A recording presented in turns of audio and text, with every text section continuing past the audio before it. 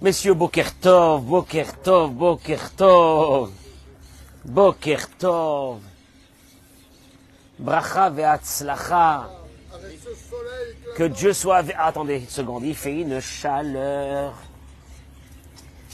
On est le combien là? On est le 13, le 12 décembre. Le 12 décembre. En français. Le calendrier grégorien. On est le 12 décembre. Le choc thermique. Le choc thermique. Je rentre de Paris, où j'étais pour une visite privée, voir ma maman. Et je suis rentré hier soir, Baruch Hashem. Quand l'avion elle a atterri ici, Hashem. Merci Boré Olam, merci, merci. Merci. On vous attend toutes et tous, avec nous dans ce pays, ce beau pays.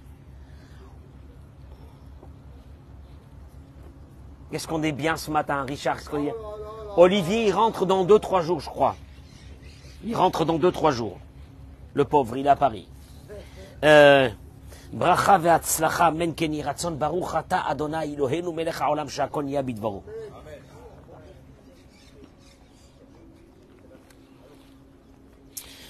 En préambule de ce cours de ce matin, Toda Rabba d'être là, je voudrais vous lire, parce que ça va vous donner beaucoup de force, ce que l'un de nos grands maîtres disait. Écoutez-moi bien. Kshe'adam nimtza, écoutez-moi ça. Kshe'adam nimtza matsui bechosher, uchovet ahove bilvad. Quand une personne se trouve dans l'obscurité de sa vie, dans une épreuve de sa vie, il vit le présent de son problème. Aval yedi'at eyot ketz lachosher yotzeret betocho shtetenuot. Mais le fait de savoir qu'il y a une fin à cette obscurité, elle peut mettre en lui 2 énergies. Tu traverses une épreuve. Il y a des gens qui ont des épreuves avec les enfants, des épreuves de parnassa, des épreuves de couple, toutes les épreuves de la vie, de santé. Le fait de savoir qu'il y a la fin à une épreuve va t'amener à 2 réflexions. La première, c'est une foi totale.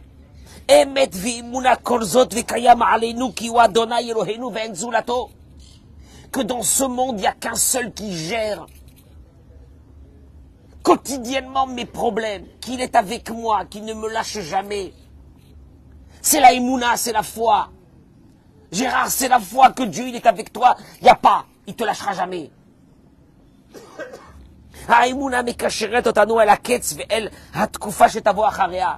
Et cette foi, elle t'amène à une chose.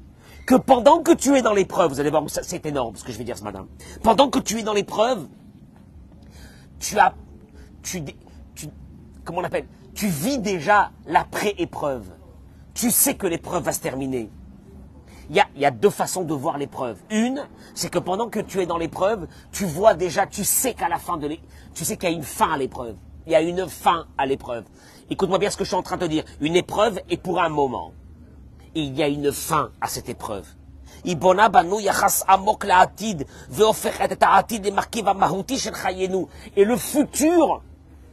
le futur, Eric, le futur, tu le vois devant toi déjà. Tu es dans l'épreuve. Mais tu sais que le futur, tu sais quoi? Quelqu'un qui est convaincu qu'il y a un futur à ce qu'il est en train de vivre maintenant. Alors là, il dit la chose suivante. Il te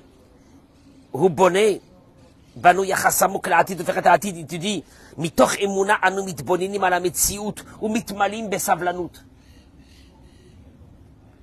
je suis dans l'épreuve, mais j'ai en moi savlanout. Comment on dit savlanout? Une patience, en me disant qu'il y a un après-épreuve. Ne vous inquiétez pas, les épreuves ont une fin. On va le voir tout de suite. Alors, je suis rempli. Au moment où je suis dans l'obscurité de ma vie, je suis rempli d'une espérance. Que quoi? Que l'épreuve va se terminer. Atnoa Shnia, il dit malheureusement, il y a la deuxième énergie. C'est de vivre le moment comme quelque chose qui restera ici, qui partira pas.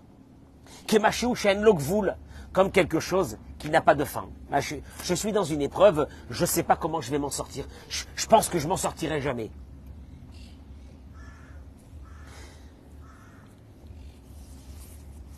Il termine le Rav et il dit Vayehi Or.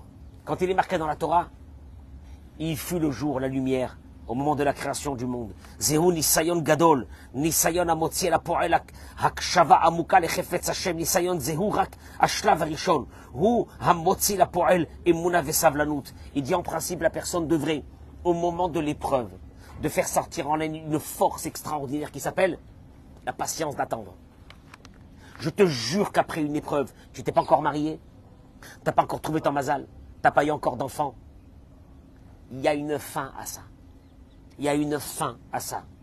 Il y a une lumière. Vayehi Or. Dieu, il a dit, je déclare, je proclame qu'après la nuit, il y a quoi? Le jour. Il n'y a rien à faire. D'ailleurs, je peux vous dire une chose. Beaucoup de personnes ont eu des épreuves dans le passé. Ces épreuves sont passées. Certains ont vieilli de 10 ans. Pourquoi ils ont vieilli de 10 ans? Parce qu'ils ont pensé au moment de l'épreuve que l'épreuve ne passera pas.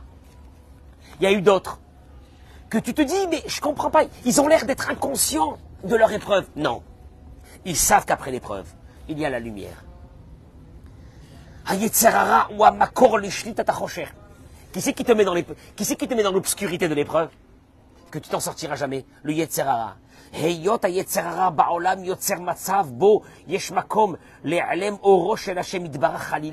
Il te dit, le Yetzerara, tu sais ce qu'il fait? Son travail à lui, c'est d'enlever la lumière de l'épreuve et de te laisser dans l'obscurité la plus totale. Le Midrash il dit, tant que le Yetzerara est dans le monde, l'obscurité, elle est dans le monde. Ne'ekar Yetzerara min ha'olam, il termine le Midrash et il dit, le Yetzerara est enlevé de ce monde. Ora vesimcha ba'olam. Comment? La lumière et la joie dans ce monde. Comment t'as vu dans quelle situation tu es? Mais dans quelle situation tu es? Le Yetzerara, c'est ce qui te fait que t'enlèves la lumière. La lumière, c'est l'espérance de l'après-épreuve. Il te dit, tu sais quoi, tu t'en sortiras jamais. T'es foutu. T'es fini. T'es un loser. T'es un pauvre type. Tes copains, ils ont réussi plus que toi. Tes copines, ils ont réussi plus que toi. Tu réussiras jamais. Le Yetzerara, c'est d'enlever la lumière. Vous savez que quand on enlève la lumière d'un endroit, qu'est-ce qu'il y a après ça? L'obscurité. Puisque l'obscurité n'existe pas. L'obscurité, c'est simplement quoi? Une absence de lumière totale. C'est terrible. L'obscurité en soi n'est pas une création. La lumière, elle est une création. Mais la lumière, tu prends un briquet dans un endroit qui est complètement obscur et tu allumes le briquet. D'un seul coup, l'obscurité disparaît. C'est-à-dire que l'obscurité est simplement une absence de lumière. Pourquoi je vous dis ça? La Torah nous parle ici que Yosef Hatzadik est en prison, ça fait déjà... Il devait rester, d'après le Midrash, il devait rester en prison 10 ans. Pourquoi 10 ans? Parce que quelque part, il avait parlé du Lachon Hara sur ses 10 frères. Hein? Pas sur Binyamin, son propre frère de père et de mère. Il n'avait pas parlé sur lui. Donc 10 ans. Puisque les 10 frères, plus lui, ça fait le 11, et Binyamin, ça fait le 12. Donc il n'a pas parlé sur lui, il n'a pas parlé sur son frère, il a parlé que sur les 10 frères. Sauf que Dieu va lui rajouter combien encore? 2 ans. Quand il a rencontré, dans la prison, le ministre qui s'occupait du pain et le ministre qui s'occupait du vin, et il a dit au ministre qui s'occupait du pain, le jour que tu sortiras, tu te rappelleras de moi et tu te souviendras de moi. Il a rajouté 2 mots. Dieu lui a dit, tu n'as pas eu confiance en moi, je te rajoute encore 2 ans. Mais c'est pas ça le problème. Le problème, c'est ce que la Torah elle nous dit. Voilà, Aziz Diali. Voilà, Acher, viens. Acher, tu as fait la prière, pas encore. Viens m'embrasser en direct, tu m'embrasses, je m'en fiche. Beracha ve'atzlacha. Mais aïe, aïe, aïe, aïe. Eh, dis-moi, Rich, t'as attendu ce matin? Ah, ok. Toda Rabba. C'est quoi cette synagogue? Les mecs, ils arrivent maintenant pour prier. Hein? C'est du libre service chez nous. Hein? Baruch Hashem, tout celui qui veut rentrer prier, rentre à l'heure qu'il veut. La Torah commence comme ça, écoutez-moi bien. Vaïm Iketz Shenataim Yamim, ce fut à la fin des 2 ans que je vous ai parlé. Et par haut, Pharaon va rêver, et il va chercher quelqu'un qui va lui interpréter les rêves, et on va faire sortir Yosef. Sauf que la Torah a dit, ce fut à la fin de 2 ans. On ne dit pas à la fin de 2 ans, on dit à la fin quand on connaît la fin. Mais quand on ne connaît pas la fin, on aurait dû dire Vayehi achare shenataim yamim. Ce fut après 2 ans. Quand est-ce qu'on dit Vaïmi Ketz? Ce fut à la fin. C'est quand on connaît la fin. Par exemple, tu vas embarquer dans un avion, il y a l'heure d'embarquement. Si tu n'es pas à l'embarquement est fini. Elle est finie parce qu'il y a une date. Il y a une date limite. Elle est finie. Mais quand on n'a pas de date, on ne dit pas à la fin, on dit après. La Torah nous dit à la fin des 2 ans. Et le Midrash se saisit de ce mot. Vous allez voir, mesdames et messieurs, qui m'écoutez ce matin, hein, vous allez comprendre que vous n'avez pas le droit de vous détruire dans vos problèmes. Et partagez ce cours, s'il vous plaît. Et mettez-moi les noms des malades. J'ai la pêche. Je suis revenu hier soir, il était je ne sais pas quelle heure, 10h, 11h. Je me suis assez préparé mon cours. Quelle connexion de la Neshama ici dans ce pays-là. J'arrive pas là-bas, j'arrive plus. Mais ceci dit, un jour je ferai une tournée française pour voir mes amis de France, tous ceux qui nous suivent tous les matins. La Kadosh Baruch Hu, il leur donne une grande lumière, la lumière de Hanouka sur eux, sur leurs enfants, sur leur famille. Amen. Kani Ratson. Vaïmi Ketz Shenataim Yamim, ce fut à la fin de 2 ans. Le Midrash dit, Ketz Sam Lachocher. Dieu a mis une fin à l'obscurité. Zman Natan Laolam Kama Shanim Yaase Ba'afela. Dieu a mis une date, elle est prévue déjà, de la fin. La fin de quoi? La fin que ce monde sera dans l'obscurité. Et comment se fait-il qu'il y a une fin?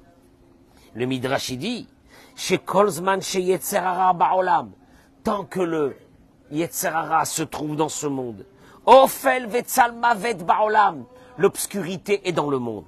Ne'ekar Yetzerara Minaolam, il termine le Midrash, tu enlèves le Yetzerara de ce monde, En Ofel Ve'en Tzalmavet. Il n'y a plus d'obscurité. Le Midrash, il te dit, il y a une fin à l'obscurité. Écoute-moi bien, tu entends Gérard? Il y a une fin à l'obscurité. Alors maintenant, quelqu'un va te dire, c'est parti pour une catastrophe. On s'en sortira jamais.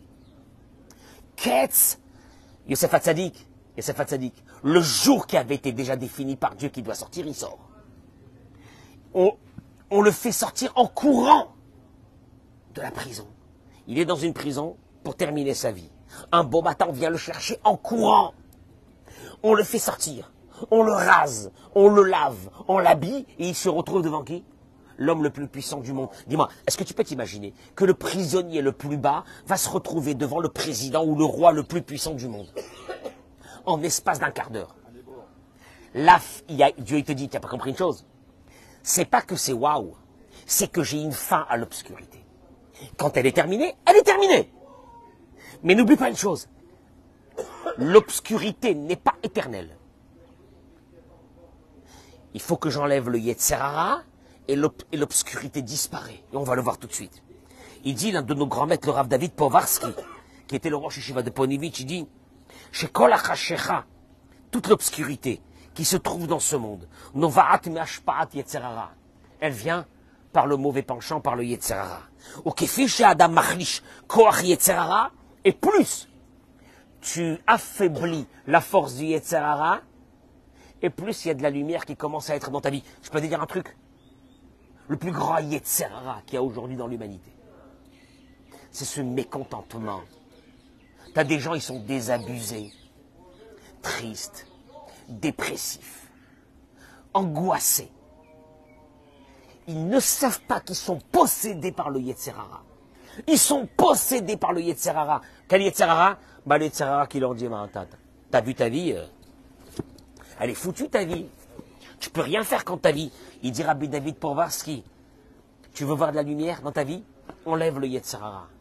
Quel Yetzer Hara? Quel Yetzer Hara je vais enlever pour être bien le matin, pour me lever bien le matin? Vous avez vu ce matin, c'est extraordinaire, Baruch Hashem. Je vous rappelle, mes chers amis qui me suivaient sur les réseaux, ne pensez pas que j'ai pas des soucis. J'ai des gros soucis. Baruch Hashem. Mais je sais une chose. Gérard, il y a une fin à ces soucis. Et moi, j'attends déjà la fin. Je l'attends. Et je me dis que d'un seul coup, les nuages vont se lever et que le soleil va ressortir dans ma vie. Ce qui fait que, au moment du souci, le souci ne me détruit pas. Et vous allez voir tout de suite. Il dit le Rav Arush, dans le Gan Haïmouna, il dit Echad mimidot hanefesh hanitzrachot la'adam. L'une des grandes forces qui t'est demandée, Richard, l'une des grandes forces qui t'est demandée chaque jour, tu sais c'est laquelle? Il dit Midat haitraskut. Se renforcer. Dehainu. Sheyefaresh et kol ma she'over alav be'ofan chiyuvi. C'est de se dire, que tout ce qui se passe dans ta vie est positif. Vous allez le voir comment. Yeshnan, il dit, il y a beaucoup d'enseignements dans le Tanakh, dans la Bible, pour comprendre ce que je vais vous dire. Il dit par exemple, on prend Yosef,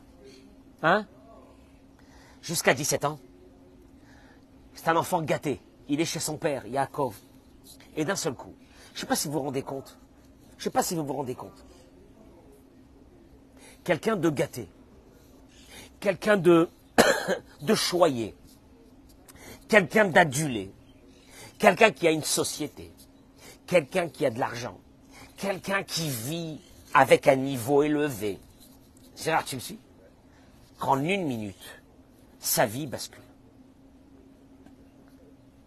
Il se retrouve en une minute vendu, esclave, emmené par une caravane en Égypte, vendu en esclave. Il se retrouve dans une maison de Potiphar. Il va terminer de là-bas par une accusation de viol en prison. Bon, t'arrives à ce stade, qu'est-ce que tu te dis? Allez, laisse tomber. Laisse tomber. Laisse tomber. C'est mort, c'est fini. C'est fini. Il dit comme ça. Lui aussi, il avait des... Non, mais une seconde. Le pire. Qu'est-ce qui est dur dans ça? Qu'est-ce qui est dur dans ce changement-là? C'est qu'il avait une tornite de vie, il dit le Rav. C'est quoi une tornite? Il avait un projet de vie. Se marier, avoir des enfants. Il n'y a plus rien. Comment il n'y a plus rien? Comment il n'y a plus rien? Comment je suis tombé? Comment ma vie elle est comme ça? Mais c'est pas ça. Il dit le Rav que Yosef, au moment où il était en prison, si on venait en lui disait Yosef, pour combien de temps tu es en prison? Qu'est-ce qu'il leur répond? Ah, j'en sais rien, j'ai même pas été jugé. On m'a jeté dans la prison, puis on m'a oublié là-bas.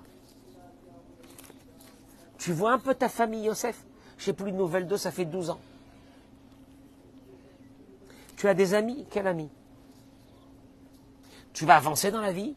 T'as un projet de vie? Aucun. Bon ben, à ce stade, qu'est-ce que tu lui dis? Il te répond ça, qu'est-ce que tu lui dis? Bon courage. Ah, bon courage. Tu vas te marier, Yosef? Où me marier? Je suis en prison. Tu vas avoir des enfants? Quel enfant? Il dit, Bevadaï, avoir alav kol sugei machashavot, vechalishut hadarat. Tu crois que Yosef est un robot? Bien sûr qu'il avait des moments où il se disait, une catastrophe. Ma vie, c'est une catastrophe. Mais une catastrophe, surtout, du début jusqu'à la fin. Il dit,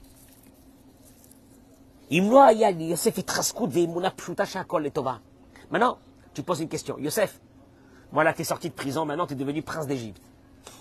Bon, là, ça y est, on a fini.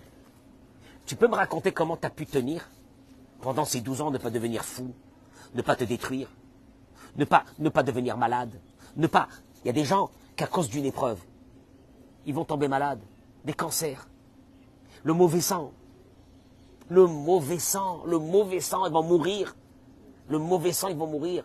Je connais des gens qui vivent avec ce mauvais sang. Ils ont mon âge. Je leur donne 15 ans de plus. À parole d'honneur, 15 ans de plus. Je sais qu'ils ont des soucis. 15 ans de plus. J'ai envie de lui hurler à ce monsieur-là. Qu'est Sam la Rocher. Il y a une fin à l'obscurité. Dommage. Vie. Reste dans la joie. Je t'en supplie. Parce qu'il y a une fin. À ça. Yosef, comment t'as fait pour t'en sortir pendant ces 12 ans? Il dit, si Yosef n'avait pas cette force de Emouna, Sheakol et Tova, qui m'a envoyé mon problème? Dieu. C'est pourquoi, puisque il paraît que Rabbi Akiva, il avait dit que quand Dieu il envoie quelqu'un un problème, c'est pourquoi? Les Tova. Les Tova pour le bien. Arrêtez de dire ça, arrêtez. Imla yazorek et ta serrel, les gamrés. Pour ça, il faut que tu jettes, tu sais quoi? Ton esprit, ton intelligence. Parce que ton intelligence, elle est en train de te dire, c'est mort pour toi. C'est foutu. T'as passé le coche. Rabbi Akiva, 40 ans, il s'est mis à étudier, il est devenu Rabbi Akiva, il n'a pas passé le coche. Il y a des personnes qui à 50 ans, ils ont trouvé la fortune, ou à 60 ans. Oui, c'est comme ça que Dieu il a voulu. T'as passé le coche. S'il n'avait pas jeté cet esprit, qu'est-ce qu'il aurait fait, dit le Rav? Il aurait fait ce que tout le monde a fait. Que quand il y a quelque chose qui ne va pas, ils se détruisent. Ils se mangent de l'intérieur, ils se consument de l'intérieur, et ils s'en vont de ce monde. Certains, ils n'ont même pas la force de tenir, ils se suicident.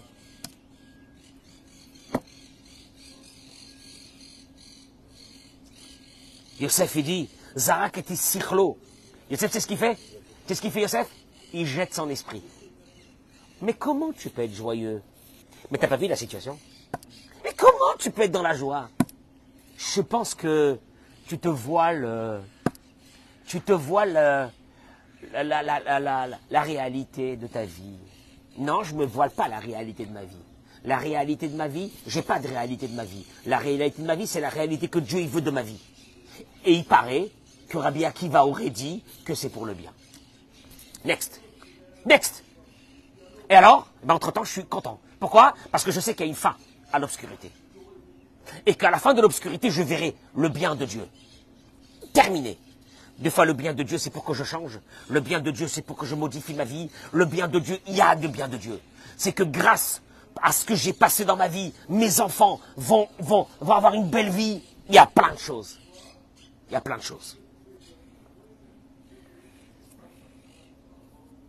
Surtout que le verset, il dit, et ça c'est terrible, partagez ce cours, je vous en supplie. Le verset, il dit que Yosef, quand il était en prison, Vayihi Adonai et Yosef, tu entends Eric? Dieu était avec Yosef, Vayihi Ish Matzliach. C'est quoi Matzliach? Et il réussissait tout. Maintenant, moi je fais arrêt sur image. Qu'est-ce que peut réussir dans un cachot au temps des pharaons, un hébreu? Hein? Quoi? Non mais il réussissait quoi? Il faisait du business là-bas, il réussissait quoi? Il gérait la prison. Baruch Hashem, Mehmet. Eric, si je te dis, je te fais rentrer en tôle, tu vas gérer la prison. Tu veux rentrer en prison? Non, Bémet, il se veut dire ça. Et la Torah, elle te dit, tu vas le lire ce Shabbat, Va Yosef Ish Matzliach. Maintenant tu entends Ish Matzliach quand tu es dehors, un homme qui réussissait dehors, tu te prends tout de suite, tu dis, il avait une belle bagnole, une belle maison, une belle femme, et qu'est-ce que tu veux. Mais en prison, qu'est-ce que tu peux réussir? Le Midrash, Le Targum, il explique ça. Gevar kapiz. Il fut Gevar, un homme kapiz. C'est quoi kapiz en araméen? Il chantait. Matzliach.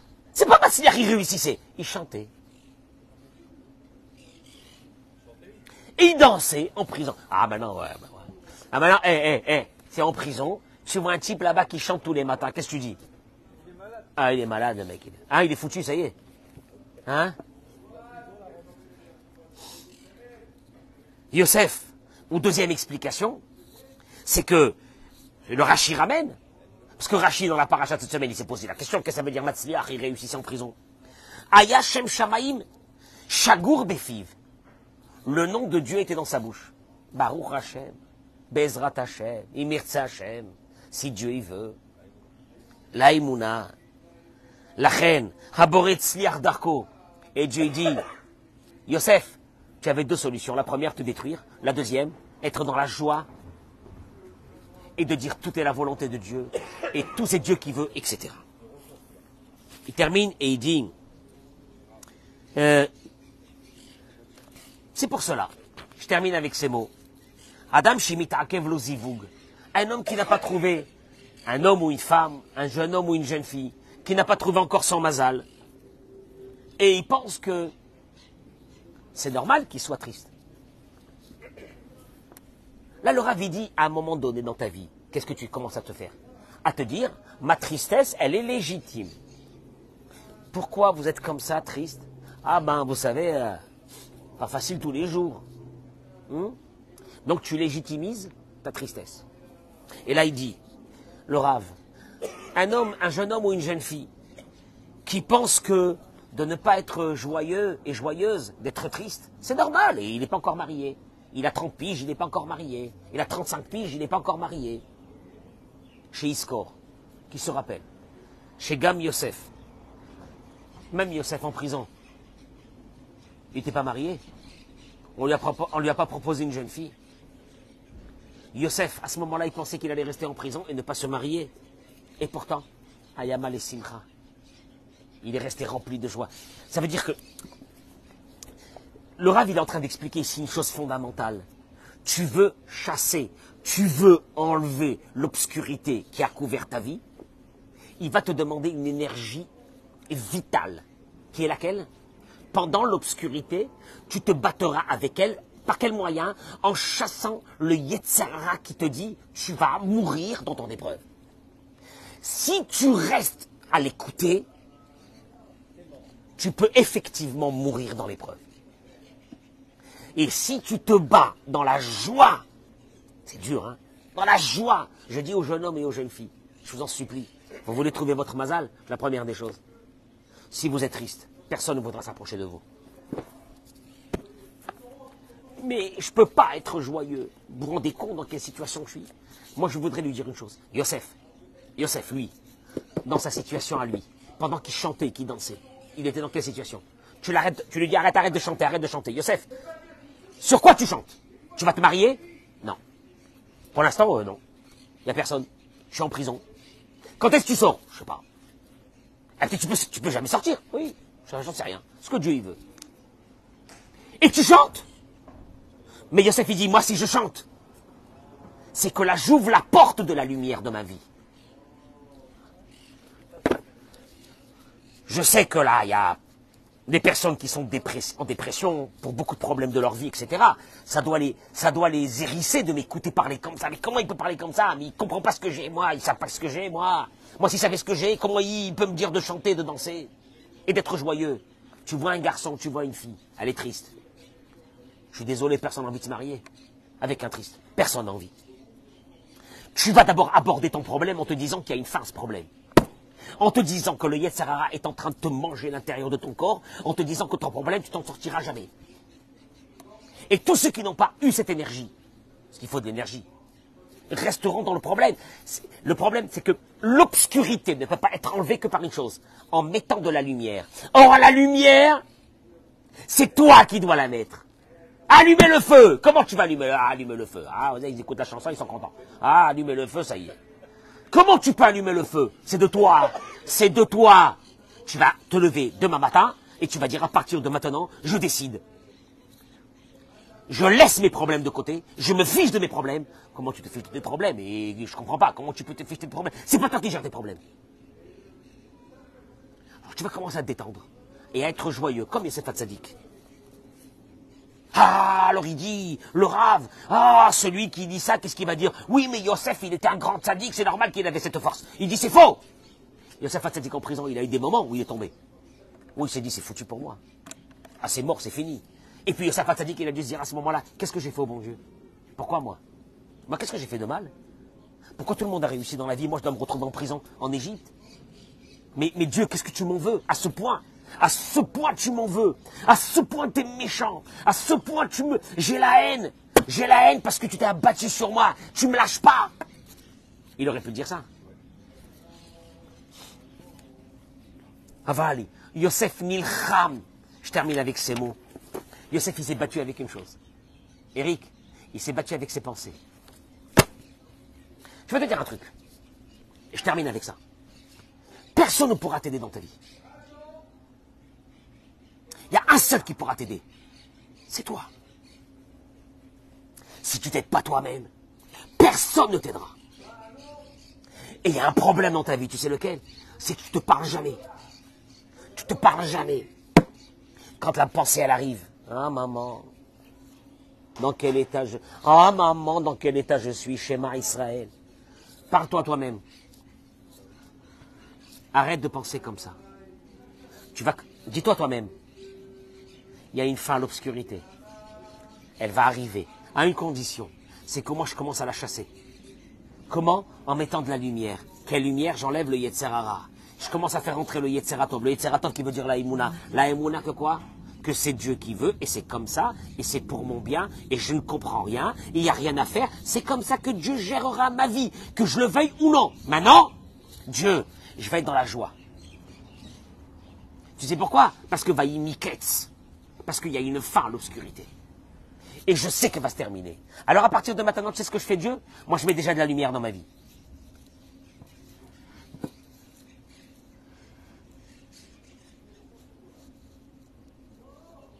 Quand tu vois quelqu'un de triste, Gérard, d'abattu dans son problème, c'est d'abord quelqu'un qui s'est fâché avec soi-même.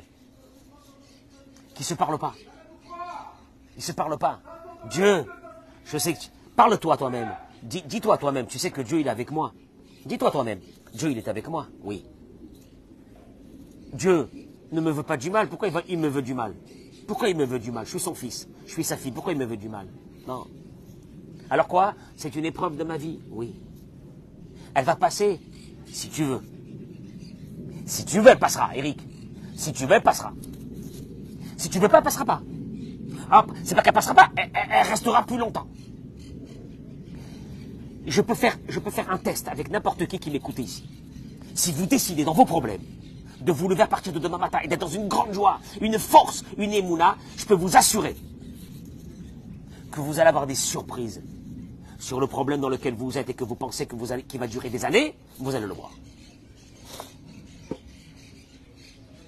La maladie que nous vivons aujourd'hui, c'est la pire au monde. C'est la maladie de la tristesse.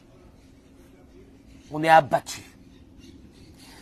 C'est pas ça, on se mange de l'intérieur. On se ronge de l'intérieur. Des fois, je vois des personnes qui sont depuis des années rongées. Je me dis, est-ce qu'il y a encore à l'intérieur même quelque chose ou il n'y a plus rien? Comment ils vivent? Comment ils vivent? Parle-toi! Dis-toi, Yosef Hatzadik! La Torah n'a pas raconté cette histoire de la semaine pour nous raconter une histoire d'un homme qui est en prison, nanana, il est sorti de prison, il est devenu prince d'Égypte, etc. Mais non! La Torah est venue te dire une chose, le Yosef Hatzadik, c'est chaque juif. Le rabbi dit que Yosef Hatzadik, c'est chaque juif. Parle-toi toi-même. Dis-moi, Yosef, tu es en prison là, comment tu danses? Fais m'expliquer comment tu danses. Yosef, il dit, toute ma vie, c'est Dieu. Mais Yosef, revenons aux choses réelles de la vie. Tu vas jamais sortir d'ici. Ah, j'en sais rien. Tu vas jamais te marier. Ah, j'en sais rien. Tu verras jamais plus tes parents. J'en sais rien. Non, pourquoi tu chantes alors? Ah, pourquoi tu chantes? Pourquoi tu chantes? Et Yosef, il te dira, T'as pas compris que ça n'existe pas dans le monde une vie d'un homme qui est abandonné, qu'elle se fait tout seul, par la nature aléatoire, ça n'existe pas. Traduction, c'est Dieu. Si c'est Dieu, c'est les Torah. Ah ben, il n'a pas eu tort. Il va marquer l'histoire de l'humanité. Celui qui a sauvé l'humanité de la famine, comme on va le voir dans la paracha de cette semaine, le prince d'Égypte, celui qui va amener son père en Égypte et ses frères en Égypte, Yosef Hatzadik. On va l'appeler Yosef Hatzadik. Hervé, observe cette histoire, je te jure, observe. Viens, on descend dans le cachot de Yosef. Parce que nous, on connaît la suite de l'histoire, alors on dit, elle est sympa l'histoire.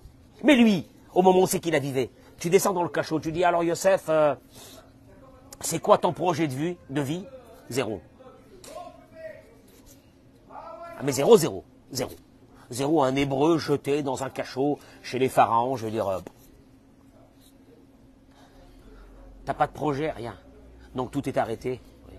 Tout est à l'arrêt, oui. Donc la faillite, oui. Et tu chantes. Il te dit la faillite, c'est si tu réfléchis avec ton cerveau. Si tu réfléchis avec la émouna, il n'y a aucune faillite. Tout est dans les mains de Dieu et c'est lui qui gère. Alors moi je chante, puisque je sais qu'il y a une fin à ça. Je vous souhaite une bonne journée. Bracha batzlacha, amen.